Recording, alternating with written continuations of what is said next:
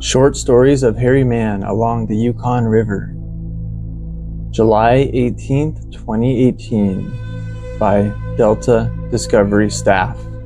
These short stories happened a few years ago to many years ago.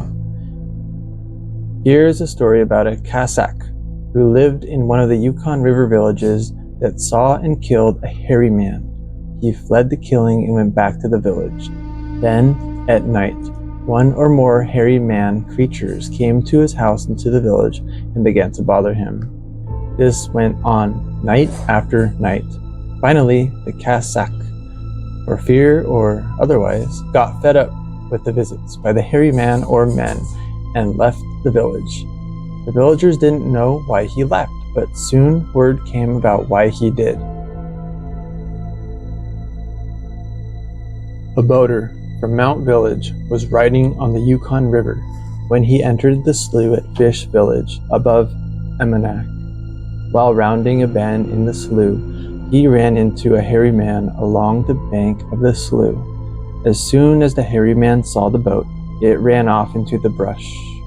Commercial fishermen from Kotlik were drifting for salmon along one of the forks of the Yukon River when they spotted a hairy man along the riverbank.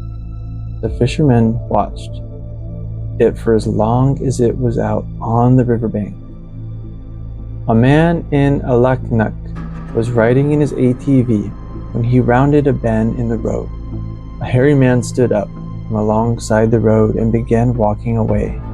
It crossed a pond effortlessly on its way to a stand of brush on the other side of the pond. When it got out of the water, it walked into the brush and disappeared.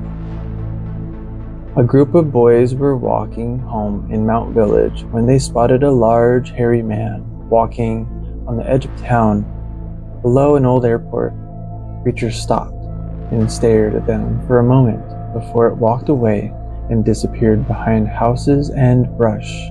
The boys continued on home. A couple men from Alaknuk were checking sloughs while moose hunting between their village and Emmenak when they spotted an upside-down tree root whose trunk appeared to have been driven deep into the ground not far from the slough. One of the men said it was used by the hairy man as a post and to look around for game from a higher vantage point. Southeast Alaska natives say the upside-down tree roots are used by the Kushtaka or Bigfoots to mark their territories.